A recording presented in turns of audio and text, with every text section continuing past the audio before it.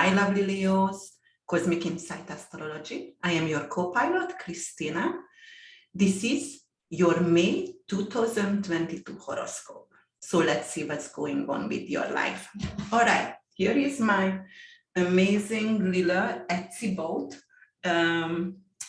astrology wheel, and I'm going to present for you on this wheel. I have to tell you, in April, end of April, Gemini went to your 11th house. So your social interaction, your communication going to become alive, and you will be loving to have some kind of parties, social parties, or actually Mercury over here also going to increase because Mercury left to be in its own sign in Gemini, and it's going to increase brainstorming and intellectual talking with higher, not society, because it wouldn't be, but you know, like you will seek communication and interaction with perhaps highly educated people here. So Sun is in Taurus. Uranus also in Taurus for a long time. On May 4th, these two amazing planets going to conjunct in your 10th house of career, you know, like reputation, recognition, or, you know, that is the 10th house is really about, you know, being seen and on the stage. It's also representing the father figure in our family. Okay, so what's going to happen, May 10th? So in general, when Uranus and Sun conjunct in heaven, it could actually create some kind of tremor in the earth, and especially because it's in Taurus, and Taurus is earth related. Uranus is shaking it. Uranus, the planet of rebel, the planet of, you know, in Taurus, it could indicate natural disaster. So yes, we can expect some kind of tsunamis or earthquake around the world in general. However, in your 10th house, it could actually shake up your career world. It could shake up your way to relate to your career. It will actually help you to start something, to initiate something in your career. But also it could shake it up on the way like, you know what, at my career, something is going wrong. They're gonna start to fire CEOs, and you know, it could be actually in jeopardy. All right, let's see what else is happening. At the very beginning of the month, actually end of April, April 30th, we have the Taurus partial solar eclipse, and in 10 degrees. In some places, it's gonna happen very early, May 1st, all right? So it could kick off with a partial solar eclipse. And anyway, the eclipse, when it's happening, it's not only happening on that day, but you know, every planetary aspect is going in a big cycle. So it could influence your life for 2 weeks, 3 weeks, 6 weeks, 6 months, 6 years, 10 years, 12 years, all right. So what else we have over here? So we're going to have the very end of, actually no, May 1st. May 1st, we're going to have Venus, 28 degrees, going to sextile with Pluto in your 6th house. Your 6th house, actually, let me turn that because I don't see anything. Okay. Yes, it's better. So 6th house actually is your health, your daily routine, your work, and you know, the way you do everything every single day. That's like a regime in your life. And your animals, like your pets, your small animals here. So Pluto on the 29th, going to go to retrograde in your 6th house. So it's definitely going to make you to change your habits, like your, for example, the way you relate to your health. So you're going to maybe implement new health routines, or you're going to implement some kind of new diet in your life, new supplements. It could be also because it's going to retrograde and gonna stationary retrograde on the 29th. So it's very close to the earth, and it magnifies everything that moment. So It's make it really strong. And actually, this Pluto retrograde here, going to 2 weeks later, conjunct on the, let me see, where is it? Oh no, not this Pluto retrograde. I don't know, I just lost my thoughts. Okay, so Pluto retrograde in your 6th house, it's new regimes and new health routine, right? All right. It could be also like your pet going to have some kind of difficulties, and you might want to go and just check it out. So be aware if your pet is coughing or, you know, have diarrhea or whatever. Make sure you seek for medical attention over here, or you adjust yourself the problem here. Okay, so Venus, anyway, it's a supportive because it's sextiling, so it's going to be a supportive aspect here. So no matter what is coming up, most likely it's turning out positive.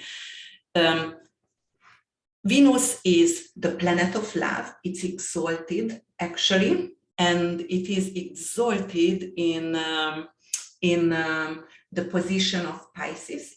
She loves to be here. She's shining here. She feels comfortable.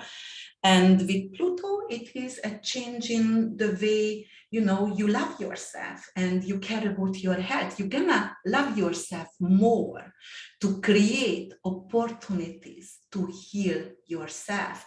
And, you know, 6th house is your health in the physical body, your organs, and actually it's related from Virgo, so stomach issues, colon issues could come up around here. So, and because of Pluto is detoxification, getting rid of toxins, so the retrograde over there could be like you implement a new regime like colon cleansing, or, you know, just clean out your colons and your body here. And then let me see what else happening. So Venus actually gonna go May 2nd over here to Aries, and it's going to actually be on 0 degrees Aries. And 0 degrees Aries, it's a cardinal sign, and it's going to be the word axis over there. So it's a karmic degree. It's very potent. It's really pivoting. So Venus could actually, it depends what kind of house somebody have, but you have it in your 9th house of, it's gonna go to your 9th house of higher education, long distance traveling, immigration, paperwork, you know, to getting green card. So that's all going to be supported because, you know, it's moving forward away from Pluto. So it's not an exact sextile anymore. However, it's still sextiling, even if it's separating.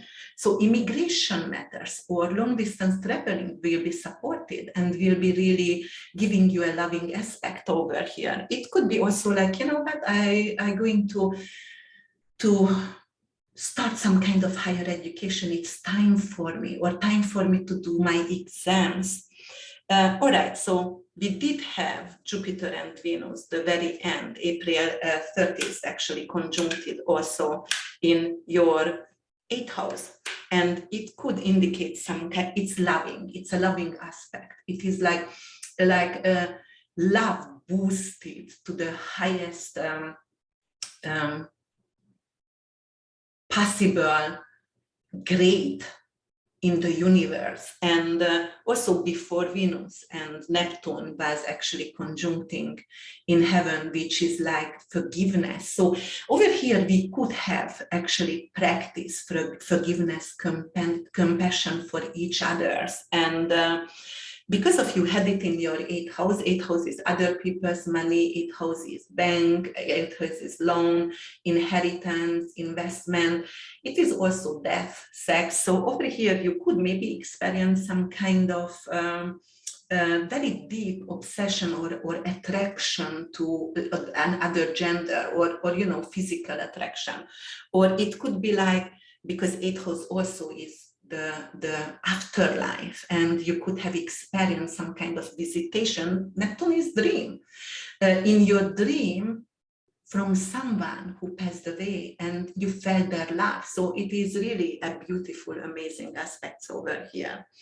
Venus doesn't like to be in Aries. It's like, it just doesn't like to be here because Venus is Oh, I'm sorry about that. I should have actually turned that off. Venus actually, Mars is really an initiator and the warrior. And Venus actually has a duality in her. So Venus has a night and a day manifestation representing the yin and the yang.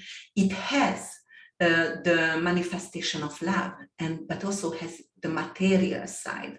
So for example, over here, what I was saying, like expanding the love in your 8th house for the, maybe you had someone who passed away and you had to go to a funeral, some loved one, and you felt the love of other people through compassion. So usually Jupiter is male energy, Venus is female energy, not necessarily fit together. And Jupiter is spiritual, Venus could be material. But actually, they were, when they conjunct it in your 8th house, actually, they created expanded love. So when Venus moved over here, I wanted to talk about Venus duality, right? And so it could be a dual energy, the material and the loving manifestation. The material manifestation in the 9th house would love to be there. So it's not only negative in areas, but the loving, the unconditional love over here, or the beauty and love doesn't necessarily like to be in areas. However, in your 9th house on 0 degree, it will indicate some kind of change in your immigration status, or it will indicate some kind of change, like, all right, I'm going to apply for a job in a foreign country. Or it could indicate something like, I'm going to do my master's, or you know what? Actually, I'm going to enjoy a new philosophy, or because 9th house is ruled by Sagittarius and Jupiter, and that is like some kind of higher philosophy over that religion. So I might going to join a group of a higher philosophy, or I'm gonna actually study philosophy. Then I have to tell you, Jupiter going to move actually over here in Aries. And because you are a Leo, Venus going to Aries is also really, really good, because if you are a Leo rising, moon, or sun, it's going to actually sex trining with your sign, because all of them is fire sign over here. So actually it's an extra positive energy for your Leos whenever a planet moving either to Aries, Leo, or Sagittarius. So that's extra good for you. All right, so here it is. What's happening with Jupiter, May 10th, moving in your 9th house? You know what? I do see you are going to book actually long distance traveling or an overseas traveling for yourself. And because Venus is still there till May 28, let me see, when is Venus transiting? Venus, May ingressing, May 28, Taurus. Okay, so it's still going to reside in Aries till May 28. So most likely you will be capable to pay for your vacation and book a vacation, but is going to be really, really loving. Okay, what else? So Neptune gonna stay here for another 2 years. Mars in Pisces doesn't really like to be, but it could be some kind of spiritual warrior over here. So it could be like 8th house also inheritance, and it could be like I'm going to stand up for something what actually rightfully mine, or it could be also like, warrior. So 8th house could be like the way, like hospice, for example, or the way they treat hospice people, or the way they are treating bodies in the funeral homes, or it is a little bit morbid, but the way they are giving out, you know, like the bank system. So I'm going to rebel against that kind of situation. And again, I'll tell you why, because Mars is in 11 degrees, actually was sextiling with Uranus over, actually Mars went 14 degrees when it started to sextile Uranus in 14 degrees. So I'm going to stand up for something over here, maybe even bank system. But I don't like the way they are keeping my money, because this year we just entered the phase where it's going to be a lot of cyber attack, I believe, and it's going to be like truly the bank system going to change a lot, and perhaps in some countries they are not giving out the money for the residents, whatever they own in the bank, because they can't, or the banks disappeared or something like that. So it could be a protest against that system. Okay.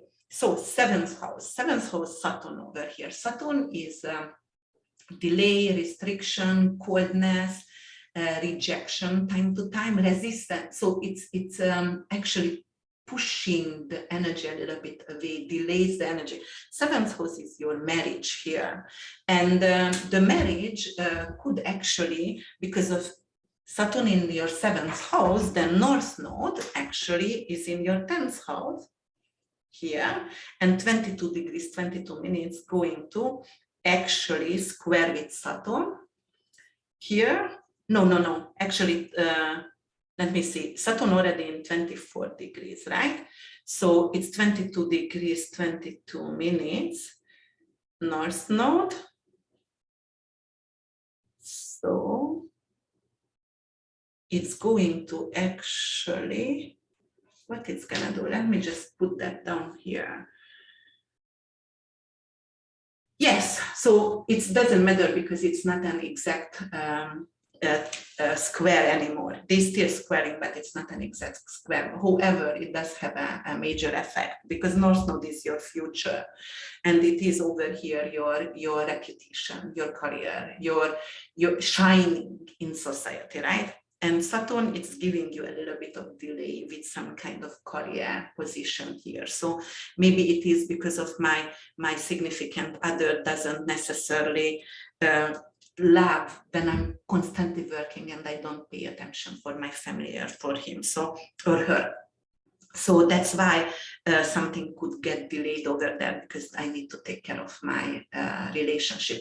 However, Saturn over here, it's a completion. So actually, some relationship for Leos can come to a completion, and maybe you already broke up with your partner, but somehow you still get, because he or she always got back to you or didn't really let you go.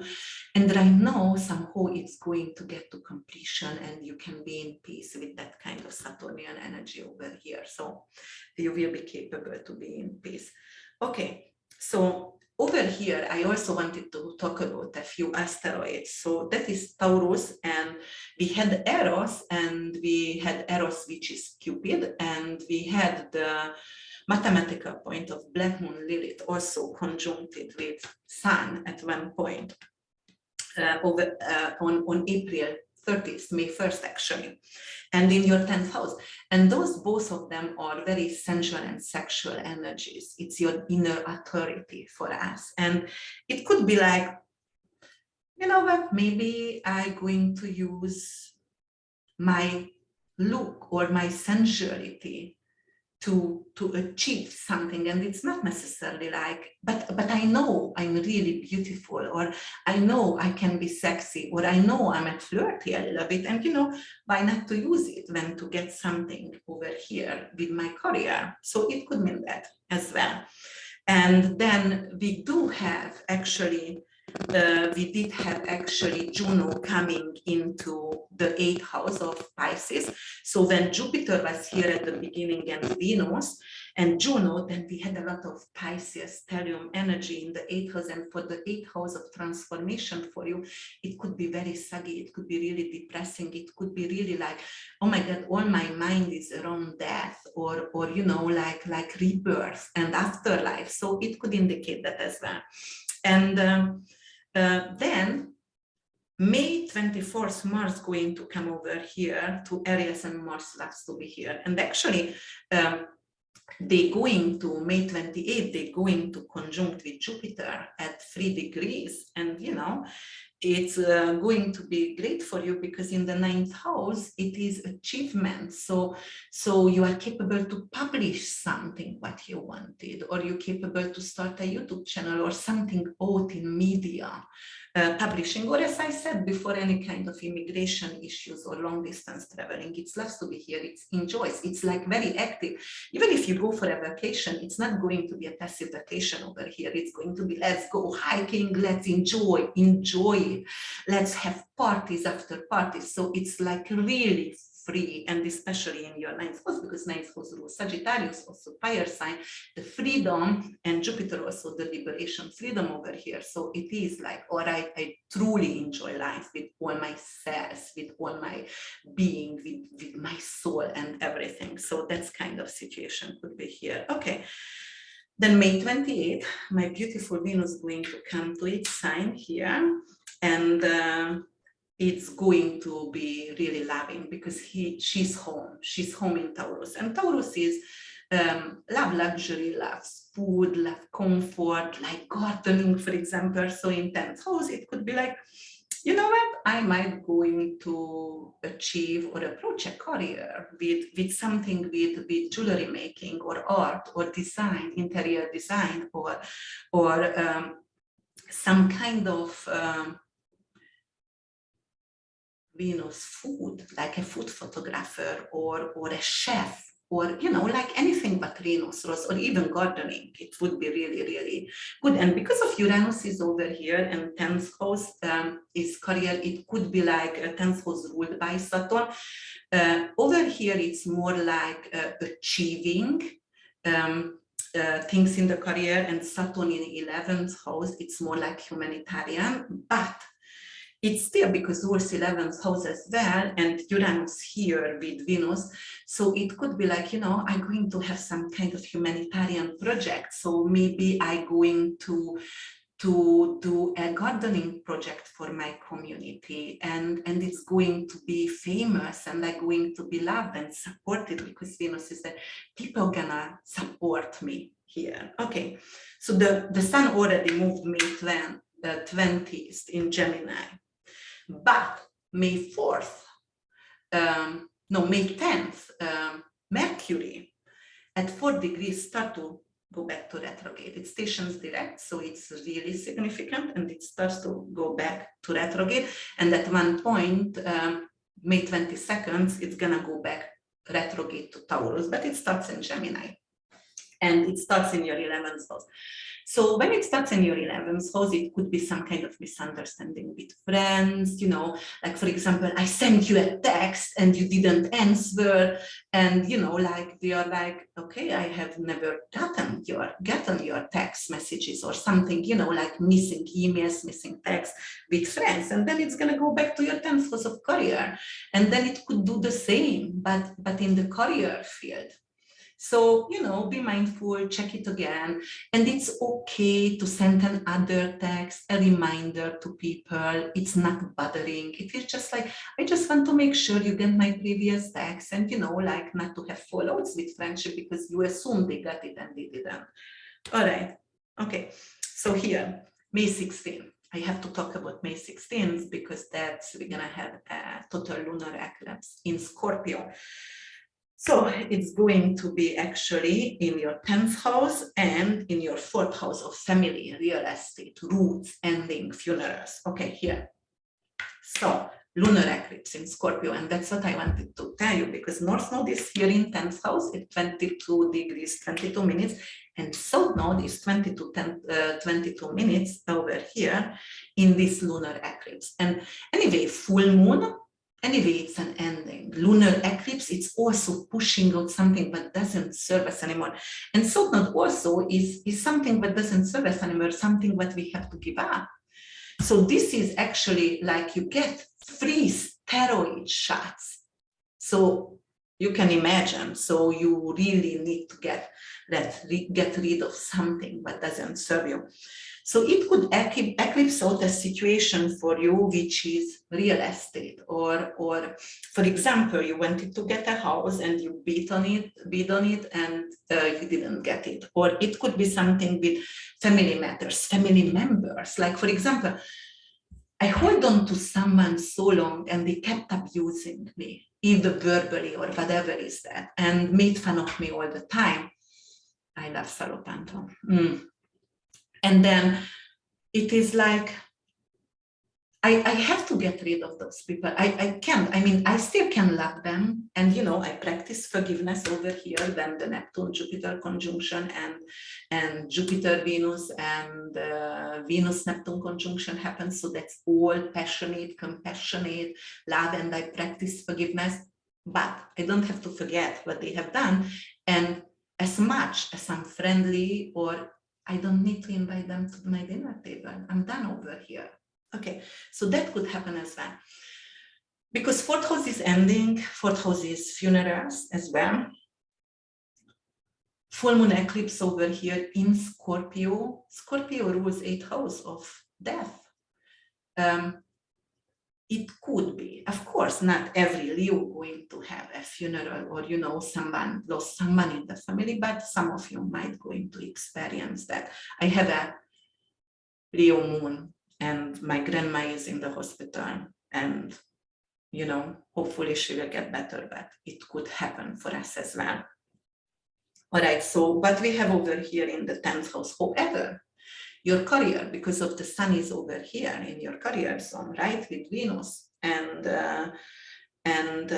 Uranus over there, and even, no, Mercury didn't go back on 16th yet, only the 22nd. So there is a big emphasis on your 10th house of career. And, you know, Sappho is over here in your 10th house at 26 degrees. There is Algol, the fixed star, the Medusa, the evil. And Sappho actually is the one who has no shame, very sensual, sexual. She's the muse. She loves to be loved. She loves to enjoy life, but Algol is not, because Algol was raped and being punished to be raped. So it's become evil, the Medusa. And Sappho gonna be on it in 26 degrees. But Venus not going to get that point yet, so no conjunction, and Uranus is also far away, still farther away, and the Sun is also, no, the Sun actually is closer to it because it's 25 degrees. Oh my, yes, the eclipse gonna happen at 25 degrees, but minute. 18 minutes, so actually it's going to conjunct with Algol, and it's going to be conjuncting with Sappho. So at your career zone, that's good. I checked the minutes here. In your career, you could be blamed to actually, Sun could be your boss, and you know, this is a lunar eclipse, and 10th house is your career, and Algol is evil, Sappho is sexual and sensual.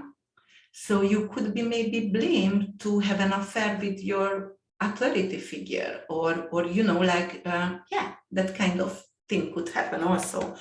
Wow, all right. Yes, but you're definitely at your career could be something like, I'm being blamed for something I might have done, but it was not that intense.